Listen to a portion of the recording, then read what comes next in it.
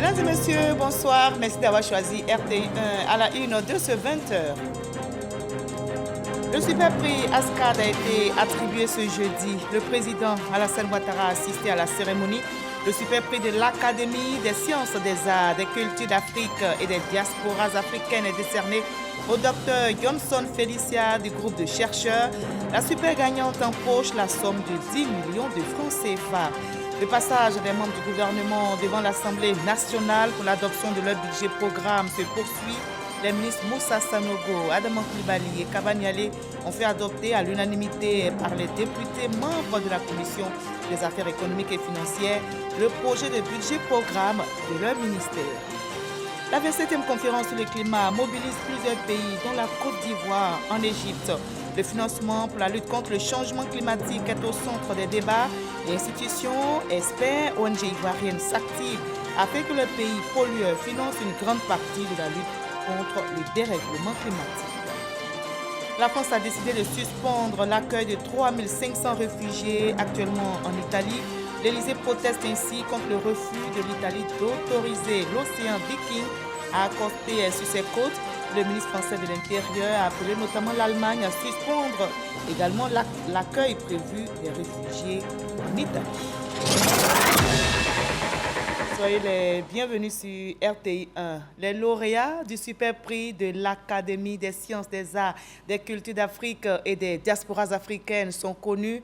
Le président de la République, Alassane Ouattara, a présidé la cérémonie ce jeudi. Le super prix ASCAD a été décerné au docteur Johnson Felicia du groupe de chercheurs. La super gagnante empoche la somme de 10 millions de francs CFA. Les premiers et deuxièmes prix d'encouragement, 5 millions et 3 millions de francs CFA. Nous rapporte Jérôme Kofi Abolé. L'excellence célébrée ce jeudi au Sofitel Abidjan Hôtel Ivoire, commune de Cocody. Une présence, et pas des moindres, pour rehausser cette célébration, celle du président de la République, Alassane Ouattara, avec à ses côtés le vice-président de la République, Thiemoko Mélié Koné, et des membres du gouvernement. La cérémonie les réunissant est la remise du super prix ASCAD 2022, prix qui récompense des anciens lauréats ASCAD. Cela fait plusieurs années, en effet, que notre institution a cette commission d'attribution des prix et fonctionne dans la rigueur propre aux enseignants et chercheurs de renom. Nous avons voulu innover cette année en organisant un concours spécial destiné aux anciens lauréats. C'est ce prix des prix, si je puis m'exprimer ainsi, que nous avons appelé super prix. Les jurys de ce prix, Monsieur le Président, je l'atteste, ont fait un travail rigoureux et impartial. Le professeur Ouraga Obou est le président de la commission d'attribution du prix. C'est à ce titre qu'il exprime la reconnaissance de l'ASCAD, Académie des sciences, des arts, des cultures d'Afrique et des diasporas africaines, au président de la République, Alassane Ouattara, pour l'honneur qu'il fait à tous de répondre présent à cette cérémonie. Pour célébrer nos célébrités, il nous fallait trouver un homme ou une femme de référence, une personne de grand renom. Tout naturellement, notre choix a porté sur votre personne, Monsieur le Président. En témoigne votre brillant cursus universitaire, votre solide expérience professionnelle, sans omettre votre carrière politique exceptionnelle. Nous avons choisi, Monsieur le Président, parce qu'au sens métaphorique, votre étoile n'est pas l'étoile filante. Mieux que l'étoile filante, vous êtes, Monsieur le Président de la République, l'étoile polaire. Sur les 6 postulants au super prix ASCAD 2022, on enregistre 3 récipiendaires. L'ONG La Beaufort, lauréate du prix ASCAD 2015, reçoit le 2e prix d'encouragement.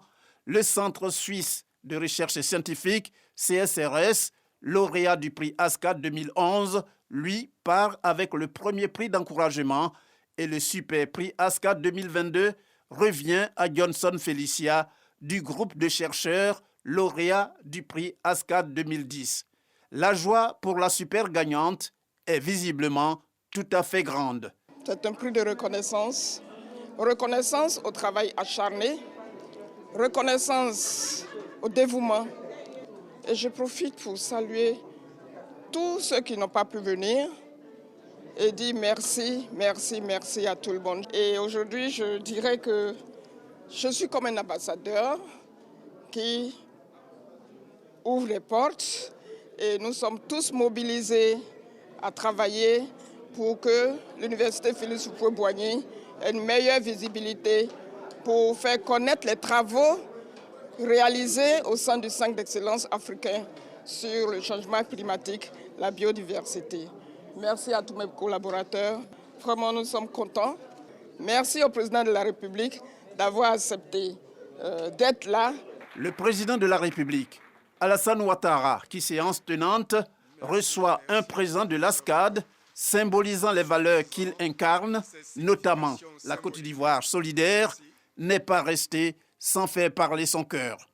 Comme pour féliciter et encourager tous ceux et toutes celles qui œuvrent sans cesse à la promotion de l'excellence, il offre 10 millions de francs CFA au super prix ASCAD 2022, 5 millions de francs au premier prix d'encouragement et 3 millions de francs au deuxième prix d'encouragement.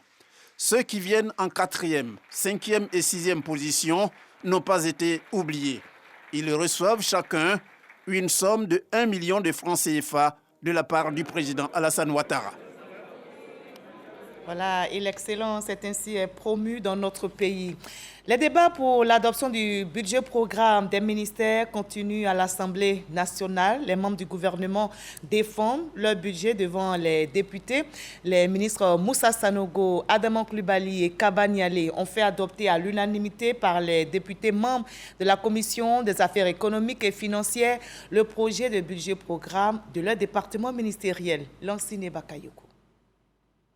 Devant la Commission des affaires économiques et financières de l'Assemblée nationale, le ministre du budget du portefeuille de l'État, Moussa Sanogo, a présenté une enveloppe de 392 milliards de francs CFA. Ces ressources seront essentiellement orientées vers des chantiers comme la revue du système informatique intégré de la douane, la réhabilitation des bureaux frontières, l'élargissement de la population fiscale et la rationalisation des systèmes fiscaux. L'État a décidé de renoncer à toute taxe sur les produits pétroliers compte tenu de la hausse très forte donc, des coûts du pétrole. Mais on ne va pas revenir devant l'Assemblée pour reprendre tout ça. Vous voyez, donc on est obligé de tenir compte de ces situations qui peuvent arriver en cours d'année et qui font que, bon, ben, écoutez, à partir d'un moment donné, il faut fixer un seuil qui soit quand même atteignable par les différents services. En ce qui concerne le ministre de l'économie et des finances, Adama Coulibaly, il envisage le renforcement du cadre réglementaire et institutionnel pour accompagner le développement du secteur privé, le maintien de la stabilité du cadre macroéconomique et la mobilisation des ressources pour le financement des priorités de l'État. L'indexation budgétaire s'élève à 133 milliards de francs CFA. L'atteinte des objectifs visés dépend fondamentalement de 3 facteurs. L'implication forte de l'ensemble des partenaires techniques et financiers, l'implication de tous les ministères techniques et l'adoption du projet de loi de finances 2023 par les honorables députés de la Commission économique et financière. Quant au ministre du Plan et du Développement Kaba Nialé, les députés ont donné l'accord pour 27 milliards de francs CFA. Pour ces 3 départements économiques, l'objectif est de coordonner au mieux tous les objectifs transversaux du gouvernement. Je voudrais rappeler la modernisation des outils de programmation des investissements publics, c'est le PIP, où nous sommes en train donc d'améliorer l'élaboration du PIP 2024-2026 et enfin l'opérationnalisation des textes d'encadrement des investissements publics en Côte d'Ivoire. Pour rappel, la loi de règlement 2021 a également été adoptée par la Commission.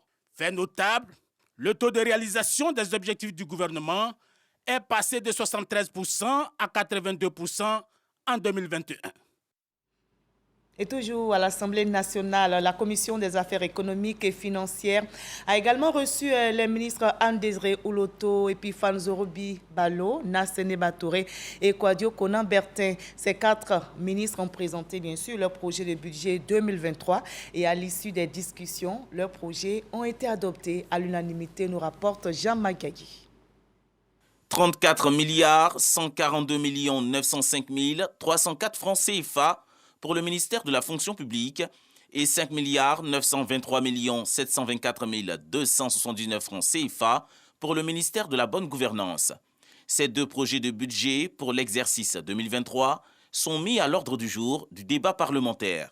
Après examen et échange, ils sont votés à l'unanimité par la Commission des affaires économiques et financières de l'hémicycle.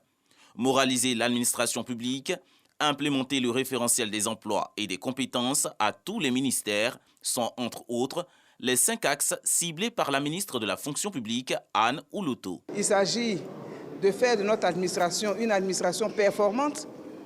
Il s'agit de tout mettre en œuvre pour la satisfaction de nos concitoyens, l'usager client, dans la transparence, dans l'équité, conformément aux principes de bonne gouvernance. Je voudrais me féliciter de la qualité des échanges que nous avons eus avec les députés. Le ministère de la bonne gouvernance et de la lutte contre la corruption est classé en première position de réalisation d'activités, avec un taux d'exécution de 96,45% selon le rapport général de performance 2021. L'adoption de leur projet de budget 2023, une opportunité pour réaliser ces 9 actions prioritaires. La Côte d'Ivoire est en train de réaliser des progrès importants dans le secteur de la bonne gouvernance et les crédits qui ont été alloués à notre ministère par la Commission des affaires économiques et financières du Parlement nous permettront d'aller plus en avant dans le cadre du développement des outils à la disposition de tous les ministères. La question de la bonne gouvernance, la question de la lutte contre la corruption n'est pas l'affaire du seul gouvernement, c'est l'affaire de tous et nous saluons l'engagement des députés. Le projet de budget 2023 du ministère de la Femme, de la Famille et de l'Enfant, aussi sur la table de la Commission des affaires économiques et des affaires financières. Montant du budget, 23 562 219 589 francs CFA, avec 199 590 personnes sensibilisées à la protection de l'enfant et 1550 femmes formées au leadership.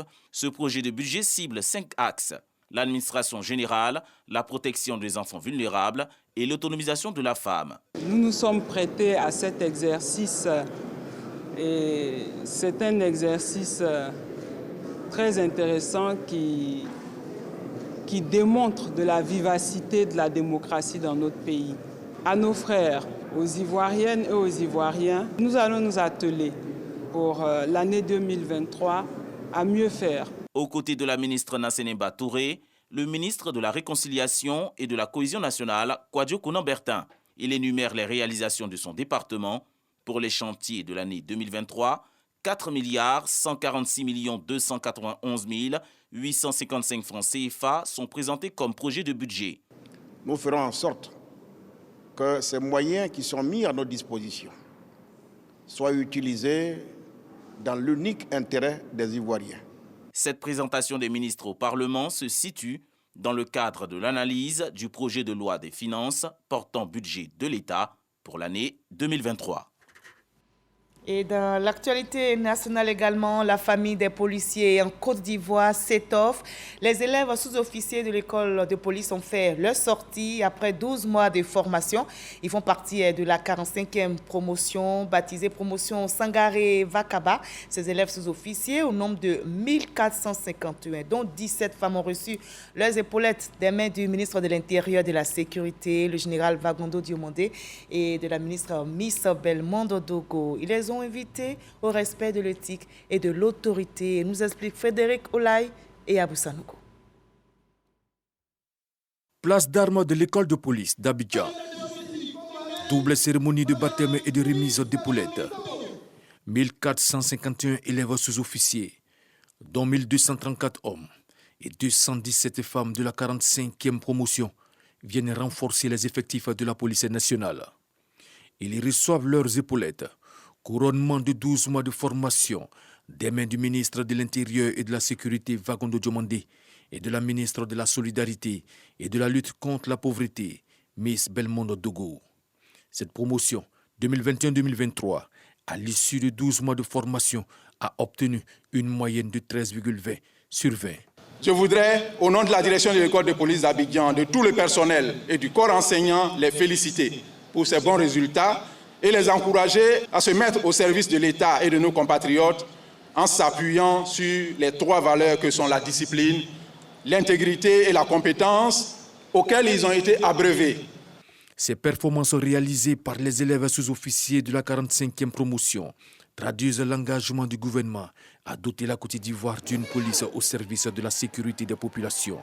À l'image de feu, le sergent Sangari Vakaba, dont la promotion porte le nom, le ministre Vagondo Diomandé a félicité le travail effectué par l'école avant d'exhorter les nouveaux fonctionnaires de police à la discipline. La police nationale doit s'arranger pour être complice de tous ceux qui habitent en Côte d'Ivoire. C'est pourquoi les actes de racket, les actes d'indiscipline, les mauvais comportements doivent être bannis de nos attitudes respectives. Pour garder cette image de modèle que nous nous évertuons à prôner, je vous fais confiance, chers collaborateurs. Rien ni personne ne doit vous détourner de cet objectif. Cet objectif noble d'être au service de la nation, d'être au service de la population. Marraine de cette promotion sortante, la ministre de la Solidarité et de la lutte contre la pauvreté s'est félicitée du choix porté sur elle. Pour Miss Belmondo Dogo, la sécurité est essentielle dans la société. À l'endroit de ses filleuls, elle a prodigué des conseils. Ayez à cœur tous les jours et à chaque instant de préserver votre dignité d'homme et de femme, dépositaire d'une parcelle de l'autorité publique, en faisant preuve de la plus grande rigueur, de probité et d'intégrité. C'est ensemble, main dans la main, que nous pourrons relever les grands défis sécuritaires et lutter contre la pauvreté dans notre pays. Un défilé militaire de 3 sections féminines et 10 sections masculines de ces nouveaux fonctionnaires de police sous la musique de la police nationale a clôturé cette double cérémonie. Voilà, la 45e promotion, baptisée Promotion Sangaré Vakaba, est composée de 1451 hommes, donc au total 217 femmes. 1451, dont 217 femmes composent cette 45e promotion des élèves sous-officiers de la police nationale. On va maintenant plus loin. En Égypte, la COP27, la 27e conférence sur le climat, mobilise plusieurs pays, dont la Côte d'Ivoire. Le financement pour la lutte contre le changement climatique est au centre des débats. Institutions, experts, ONG ivoiriennes s'activent pour se faire entendre et surtout convaincre. L'intention est clairement affichée lors de ces rencontres B2B que les pays pollueurs financent une grande partie de la lutte contre le dérèglement climatique.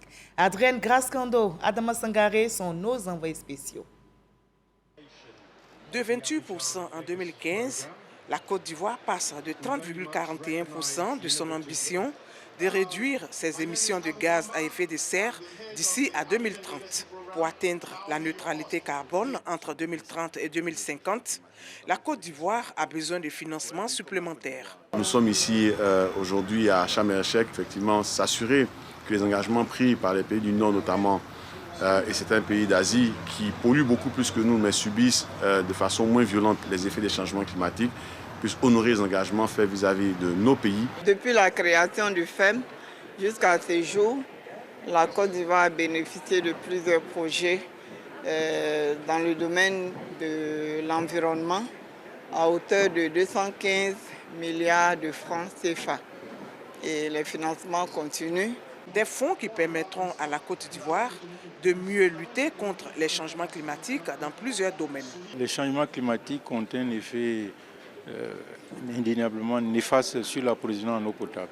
Cela entraîne l'assèchement des eaux de surface, ça entraîne également l'assèchement des nappes Ce qui fait que le gouvernement ivoirien a dévancé la question en s'orientant vers des ressources qui sont les plus pérennes, notamment les lagunes. Le changement climatique a asséché l'ensemble, je dirais, des ressources traditionnelles que nous connaissons, que sont les forages qui sont situés dans la zone nord d'Abidjan. Pour obtenir ces fonds, la mobilisation est nationale entre le gouvernement et les organisations non gouvernementales. Les institutions sont mobilisées. C'est le cas du Conseil économique, social, environnemental et culturel, CESEG. De l'Égypte, ici en Côte d'Ivoire, le ministre de l'Économie et des Finances, Adama Coulibaly, au nom du Premier ministre Patrick Kachi, lance la première édition des Journées de la mobilité urbaine dans la commune de Port-Boué. Il avait à ses côtés les ministres du Transport, Amadou Koné et Amédée Kofi Kwaku, et de l'équipement et de l'entretien routier. Ces journées ont pour thème professionnalisation du transport artisanal, défis et opportunités pour une mobilité durable dans les villes africaines. Davis Soyo, Patricia Omouitia. 3 ministres du gouvernement ivoirien ouvrent la première édition des Journées de la mobilité urbaine.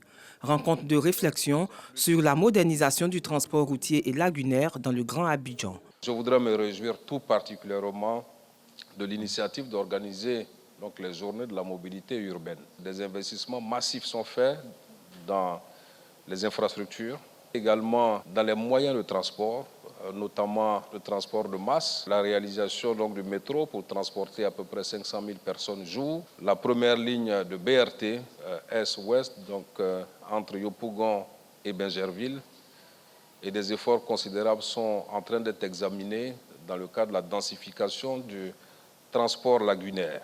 Synchroniser les différents types de transport des communes du Grand Abidjan avec un maximum de confort. C'est l'idée de l'autorité de la mobilité du Grand Abidjan, AMUGA. Nous avons voulu, pour cette première édition, faire venir tous les acteurs qui parlent de mobilité pour qu'ensemble on puisse faire des propositions idoines, surtout sur la prise en compte du transport artisanal, pour qu'il puisse être un des modes importants dans le cadre de la nouvelle vision du gouvernement qui demande un transport de masse. Professionnalisation du transport artisanal, défis et opportunités pour une mobilité durable dans les villes africaines. C'est le thème de ce premier rendez-vous des acteurs du transport. Nous venons de procéder au lancement des travaux de l'échangeur d'Aquaba. La coïncidence de ces deux événements est prémonitoire. C'est aussi le signe que tous les acteurs du système de transport urbain dans le Grand Abidjan travaillent dans un esprit sain et noble pour offrir à nos compatriotes le système digne, la dimension d'Abidjan. Les journées de la mobilité s'étendent sur 3 jours et des recommandations sont attendues pour accélérer la mise en œuvre des bus rapides transit, BRT et le métro d'Abidjan pour une meilleure professionnalisation du secteur d'ici 2030. Les lignes bougent aussi du côté de San Pedro. Le ministre des Transports, Amadou Koné, était justement en visite de travail dans cette ville. Là-bas, il a lancé les travaux de dragage permettant aux gros navires d'accoster aisément. Dans la deuxième ville portuaire de notre pays, le ministre des Transports s'est imprégné de l'état d'avancement des travaux de rénovation et de modernisation de l'aéroport. Sam Kona, correspondant permanent dans le Bas-Sassandra. Le port autonome de San Pedro poursuit son projet d'extension et de modernisation. Après le terminal industriel polyvalent inauguré en septembre dernier par le Premier ministre Patrick Kachi, le ministre des Transports Amadou Koné vient de procéder au lancement des travaux d'urgence du dragage.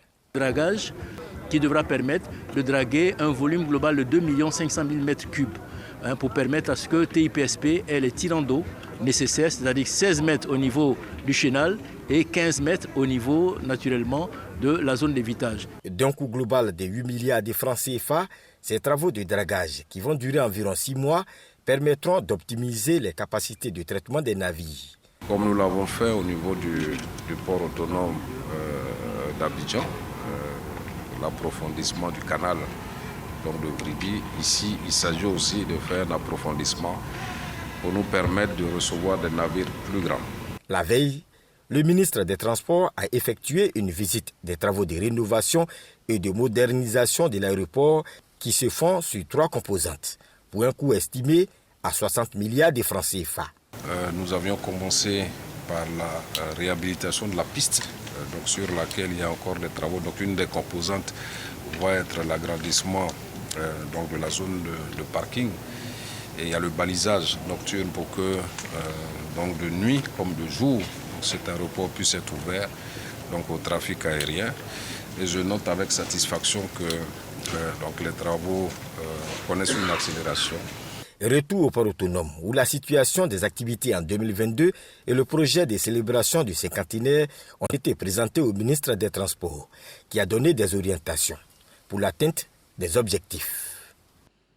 Le dialogue dans l'enseignement privé devrait porter ses fruits. La ministre de l'Éducation nationale et de l'alphabétisation a rencontré aujourd'hui les fondateurs d'établissements privés laïcs et confessionnels de notre pays. La ministre Mariatou Kone est allée les rassurer des efforts consentis par le gouvernement ivoirien pour régler leurs problèmes, notamment les frais d'école dus par l'État. L'appel à surseoir à la grève afin de privilégier le dialogue a été lancé, nous rapporte Serge Coléa.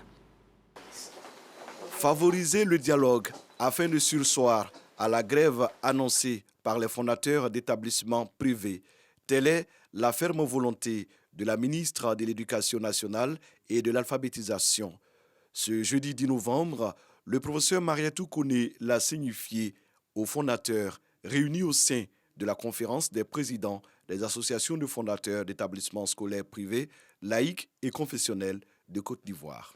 Moi, je vous ai demandé une chose, un pacte de non-agression, un pacte pour une école apaisée. Et s'il y a un problème, vous venez me voir, ce que je peux faire, je le fais. Rééquilibrage du budget de l'année 2021-2022, paiement des frais d'écolage dus par l'État au titre de l'année scolaire 2021-2022, révalorisation des frais d'écolage des élèves affectés par l'État. Bref, à cette rencontre, tous les sujets évoqués par les fondateurs au cours de leur récente Assemblée générale extraordinaire ont été passés en revue. Les fondateurs disent avoir pris bonne note.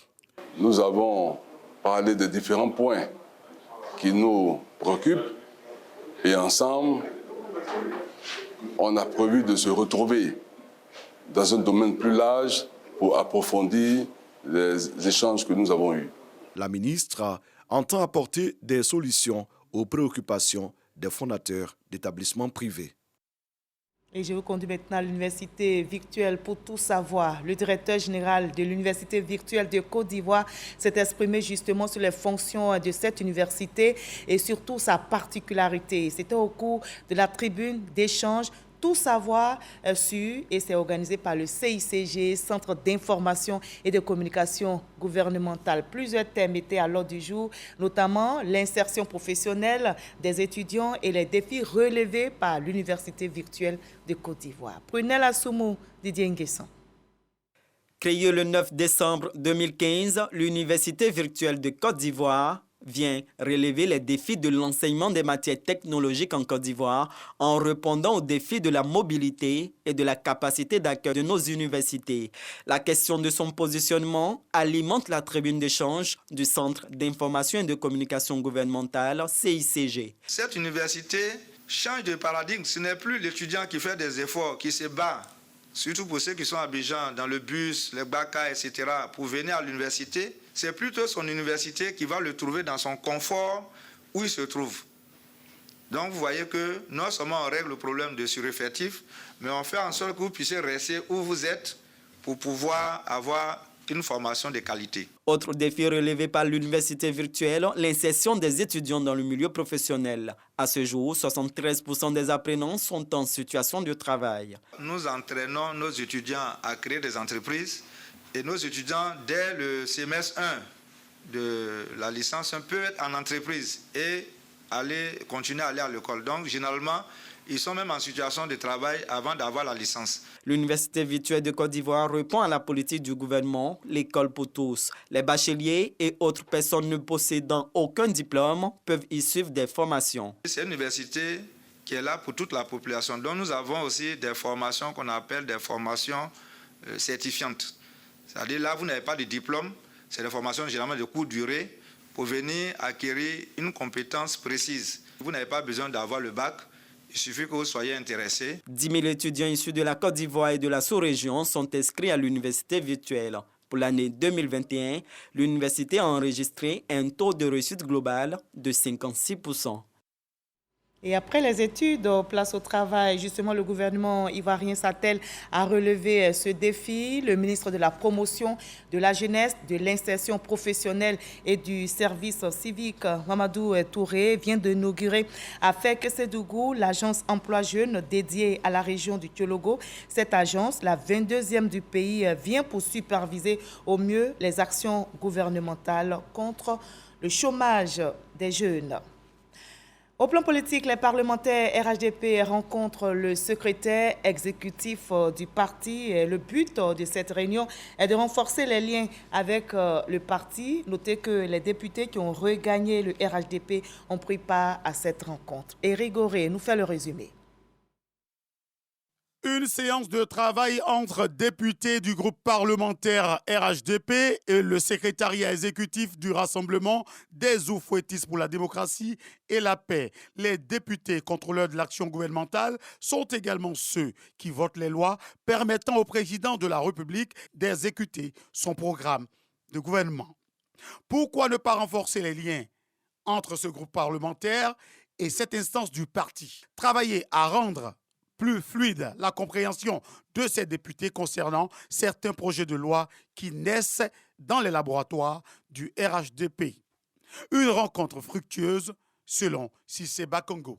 Nous avons tenu à leur rappeler les attentes et les orientations du président de la République, président du parti, mais aussi du président du directoire du RHDP. Attentes qui concernent bien sûr le travail qu'ils ont à faire à l'Assemblée nationale, à savoir le travail de contrôle de l'action gouvernementale.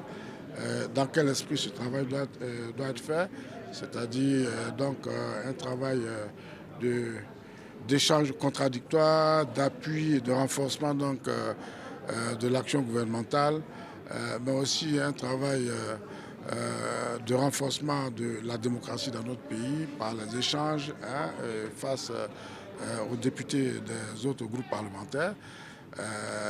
Mais ces orientations concernaient également le parti, c'est-à-dire ce qui fait un parti, c'est la cohésion, c'est la discipline, c'est l'engagement, c'est la loyauté, toutes choses que nous leur avons rappelées qu'ils savaient déjà. Les députés du groupe parlementaire UDPCI ont pris part à cette rencontre de travail. Ils signent ainsi leur retour au RHDP. Un retour définitif. Nous venons prendre toutes nos places auprès du secrétaire national exécutif, auprès du président de la République également, comme l'a mentionné le président Abem Abetouakus. Le groupe parlementaire RHDP s'accroît avec cette présence des députés du groupe parlementaire UDPCI. Et en sport football, après la défaite 2-0 face à la SEC Mimosa au match aller, le Sporting Club de Gagnoa voulait prendre sa revanche hier mercredi lors du match retour au stade de Yamoussoukro. Mais le club du fromager, malheureusement, s'est heurté à une véritable ambition africaine des jaunes et noirs. Les détails de ce match avec Esso Jean-Sylvain et Salif Ouattara. L'opération remontada lancée par le Sporting Club de Gagnoa n'a finalement pas eu lieu. Après le but matinal de la 4e minute signé Anissé Oura sur un pied droit bien ajusté, la SEC avait perdu le contrôle du match, donnant ainsi de réels espoirs aux jeunes bleus de Gagnoa. Mohamed Sanogo à la 20e minute et Zié Koulibaly à la 44e inscrivent des buts qui portent la marque du sursaut d'orgueil. 2-1 pour le Sporting à la pause. Mais cette hargne de vaincre va disparaître en seconde période, laissant place au pragmatisme Mimo. Pacom Zouzoua réduit d'abord le score à la 63e minute avant que Aka et Sis Baudelaire ne mettent fin au rêve du Sporting à la 74e minute sur pénalty. Score final 3-2 pour les jaunes et noirs qui accèdent aux phases de poule de la Coupe CAF qui débute en février 2023. Unique club ivoirien engagé en Coupe africaine, la SEC Mimosa de Julien Chevalier connaîtra ses adversaires lors de la phase de poule le 16 novembre prochain à l'issue du tirage au sort.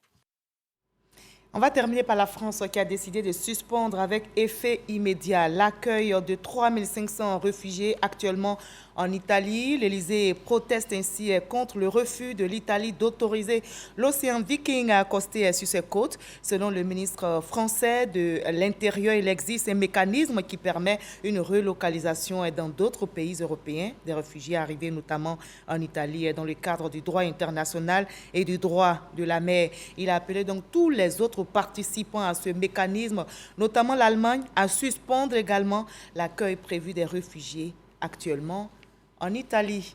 Fin de ce 20h. Merci à vous tous de votre aimable attention. Je vous retrouve avec le même plaisir, le même bonheur demain 20h. Prenez soin de vous.